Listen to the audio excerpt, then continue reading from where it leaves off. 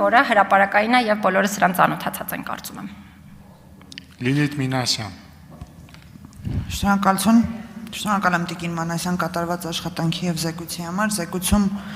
բավականին լայն ուսումնասիրություններ կատարված, հատկապես այն դիմում բողոքների մասով, որը եկել է ձեզ ըստ մարմինների եւ ըստ կազմակերպությունների։ Իհարկե մեծ տոկոսը կազմում էր այլ մարմիններ եւ կազմակերպություններ 4087 բողոք, խնդրեմ մի փոքր բացեք, ես 4087-ը կոնկրետ մեծամասամբ որ մարմին է վերաբերում, բայց ամենաշատը դրանից հետո գալիս է ներքին գործերի նախարարություն 1887 բողոք, Աշխատանքի եւ սոցիալական հարցերի նախարարություն 1256, Պաշտպանության նախարարություն 683 եւ տենց նվազման միտում ունի։ Ինձ հետաքրքիր է ներքին գործերի նախարարության բողոքների որակական մասը, ինչ տեսակի բողոքներ են իրականում, հետո տեսել եմ վերլուծության մեջ իհարկե կա ինչպիսի կարգապահական տուժերի կամ խիստ պատիժների ենթարկվել ներքին գործերի նախարարության աշխատակիցները, բայց հիմնական բողոքը, որպես առաջնային օղակ քաղաքացու հետ շփման մեջ ներքին գործերի նախարարության ոչ ստորաբաժանումն է եւ ինչ տիպի բողոքների որակ կա այդ մասով։ Երկրորդ հարցս վերաբերվում է Լեռնային Ղարաբաղից բռնի տեղահանված անձանց եւ այս վերջի շրջանում շատ հաճախ է խոսվում որ կա համակարգված ատելության խոսք ընդդեմ Լեռնային Ղարաբաղից բռնի տեղահանված մեր հայրենակիցների նկատմամբ, արդյոք դուք ձեր ուսումնասիրություններում տեսել եք նման համակարգված մոտեցում, որտեղ կա անհատներ կամ քաղաքացիներ, որոնք իհարկե դատապարտելի են նրանց հանրային խոսքը, եթե ատելության խոսք է պարունակում, բայց ձեր վերլուծությունները ուր են տարել համակարգված ատելության խոսքի ուղղությամբ։ Եվ երրորդը տեսել եմ, որ բազմաթիվ այցեր եք եւ հանկարծակի այցեր եք իրականացրել զինվորական ծառայության չաստեր, այսպես ասած, եւ ինչպիսի խնդիրների, մեծամասամբ ինչպիսի խնդիրների եք բախվել, ավելի շատ ինձ հետաքրքիր է ոչ կանոնադրական հարաբերությունների մասով, արդյոք ունեք տեղեկատվություն, ինչ տեղեկատվություն կարող եք մեզ փոխանցել, շնորհակալ եմ։ Շնորհակալ եմ շատ Տիկին Մինասյան, իսկ իրականում ինձ համար հիմա բարդ է լինելու այս բոլոր հարցերին 3 րոպեի շրջանակներում պատասխանելը, որովհետև բոլոր հարցերը շատ մեծ այսպես ու ծավալուն ոլորտներ են ներկայացնում, հետևաբար փորձեմ շատ հակիրճ, բայց թիրախային պատասխաններով հանդես գալ։ Այո, նշեցիք, որ ներքին գործերի նախարարության, աշխատանքի եւ սոցիալական հարցերի նախարարության, պաշտպանության նախարարության հետ կապված բավականին մեծ թվով բողոքներ ունենք, սրանք պայմանավորված են նաեւ կոնկրետ ժամանակահատվածներով, որովհետև օրինակ, եթե խոսքը ներքին գործերի նախարարության մասին է, հիմնականում հավաքների ազատության իրավունքի իրացման ժամանակահատվածում կամ օրինակ ձերբակալվածներին պահելու վայրերում վերաբերմունքի եւ այլնի հետ կապված տարատեսակ հարցերի հետ կապված բողոքներ ենք ստանում։ Դրանք գումարած նաեւ տարատեսակ բողոքներ, երբ անձի նկատմամբ օրինակ վարչական պատասխանատվության միջոցներ են կիրառվում, որոնք վերաբերելի են ներքին գործերի նախարարության համակարգին իրենց կողմից եւ շատ դեպքերում մեզ են դիմում բողոքարկելով նշված ակտերը։ Մենք ըստ էության բացատրում ենք, որ բողոքարկման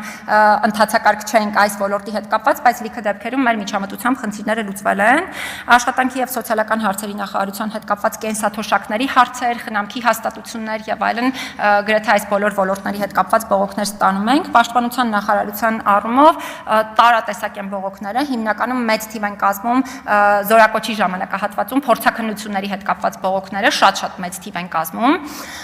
բայց նաև պարբերաբար բողոքներ ենք ստանում բժշկական օգնության եւ սպասարկման հարցերի հետ կապված, պիտի անկեղծ լինեմ եւ նշեմ, որ նաև անանուն թեժգծի նահազանգեր ենք ստանում վատ վերաբերմունքի դեպքերի հետ կապված եւ բնականաբար այս բոլոր հարցերի առումով հետեւական ենք լինում դրանց լուծումներ գտնելու առումով։ Նշեցիք, այո, ես իրոք բավականին հաճախ եմ այցելում տարբեր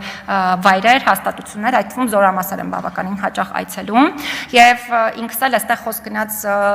ըստ էության կյանքի իրավունքի պաշտպանության խաղաղ պայմաններում մահվան դեպքերի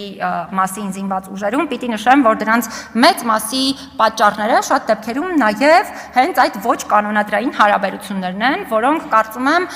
որոշակի առումով հնարավոր եղել է հաղթահարել, այսինքն ժամանակի ընթացքում ոլորտը կատարելագործվել է, բայց միանշանակ է, որ ոլորտում խնդիրները լուծված չեն,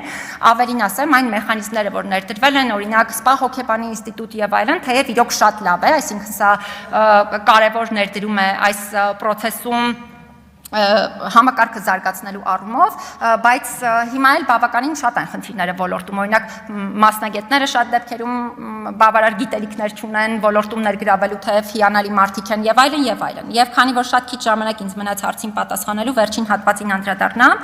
նշեցիք արցախցիների նկատմամբ ատելության խոսքի մասին, այս հարցին ես ինքս անդրադարձել եմ, խոսելով ատելության խոսքի իհարկե բոլոր տեսակների մասին, նաեւ Լեռնային Ղարաբաղից բռնի տեղահանված մեր հայրենակիցների նկատմամբ ատելության խոսքի մասին, ես համարում եմ, որ այո, կա ատելության խոսք, բայց այդ ատելության խոսքը ոչ միայն այս խմբի նկատմամբ է, ատելության խոսքը Հայաստանում բոլոր խմբերի նկատմամբ է։ Օրինակ կան падգամավորներ, որոնք կրոնական ազատությունների հիմքով անընդհատ ատելության խոսք են տարածում,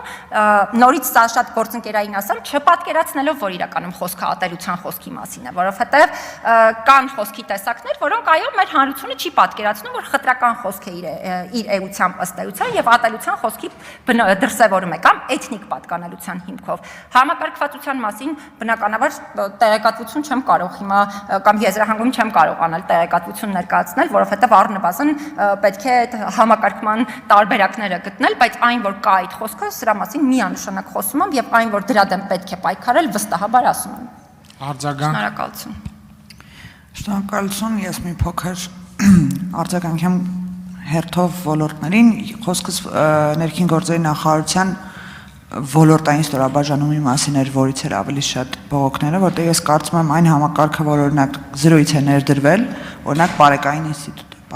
Պարեկների ինստիտուտը, ես կարծում եմ, որ այնտեղից բողոքները շատ ավելի քիչ պետք է լինեն, քան օրինակ ստորաբաժանումները, որոնք որ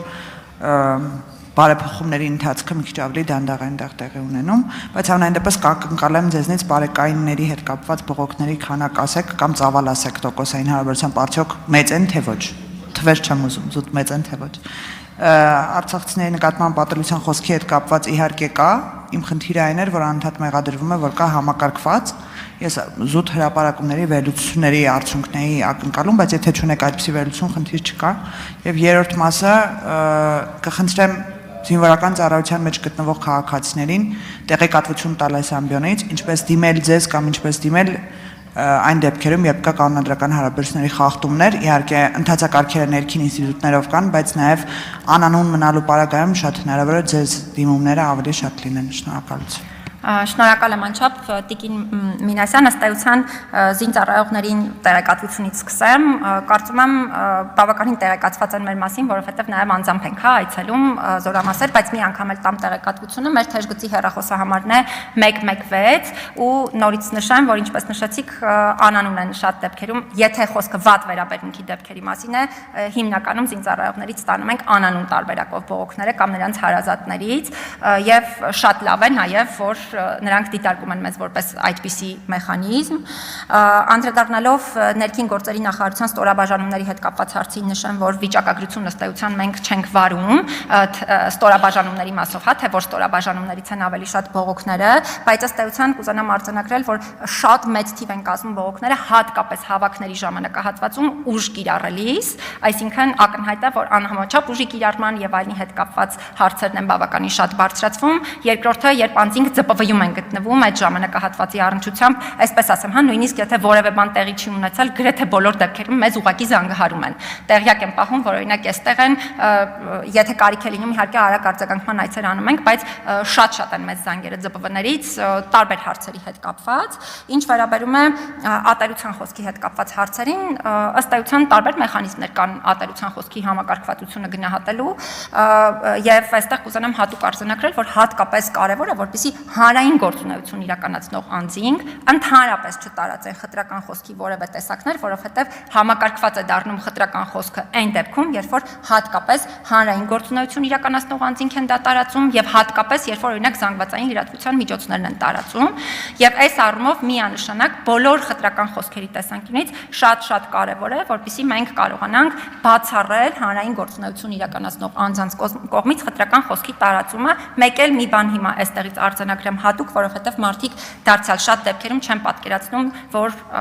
դա խտրական խոսքի տեսակ է, նաև հանրության համար կարևոր տեղեկատվություն կլինի։ Օրինակ, երբ մենք թուրքը օգտագործում ենք որպես վիրավորանք, կամ եզդին, կամ քուրդը, կամ ցանկացած այլ էթնիկ պատկանելություն, սա անմիջապես բացի մեզանից դիտարկում են նաև միջազգային մարմինները եւ օրինակ Եվրոպայի խորհրդի ռասիզմի դեմ կոմիտեն հատուկ արձանագրել է, որ Հայաստանում կա այս հիմքով էթնիկ պատկանելության հիմքով հստակ ատելության խոսք, կամ երբ օրինակ կրոնական ազատությունների հիմքով այնպիսի խոսք են օգտագործում, որը մի համոզմունքի մյուսի նկատմամբ գերակայության այսպես տպավորություն է ստեղծում եւ այլն, սա էլ խտրական խոսքի տեսակ է, կամ երբ օրինակ անձի ծննդավայրի հիմքով, հա, օրինակ, հա, արցախցիների նկատմամբ տարածում են խոսք, որը իր բնույթով խտրական է, ինքը այո, ատելության խոսքի դրսևորում է, հետևաբար նորից կոչ եմ անում բոլորիս, որովհետև այս ատելության խոսքի տեսակները բոլորիս են վերաբերելի։ Հիմա այսպես ասեմ, հա, որ շարքը նայեմ, հաստատ որևէ շարքից ատելության խոսքի մի տեսակ հնչեցնող, գոնե եթե այսպես ասեմ, հա, չգտնեմ էլ շատ մարդիկ, հաստատ կլինի օրինակ մեկը, ով ատելության խոսքի այդ տեսակը գոնե մի անգամ երբևէ հնչեցրել է, սա չի վերաբերում միայն այս լսարանին, սա վերաբերում է գրեթե բոլոր լսարաններին։ Հետևաբար կոչ եմ անում խոսքի այս տեսակներից ընդհանրապես զերծ մնալ։ Շնորհակալ եմ։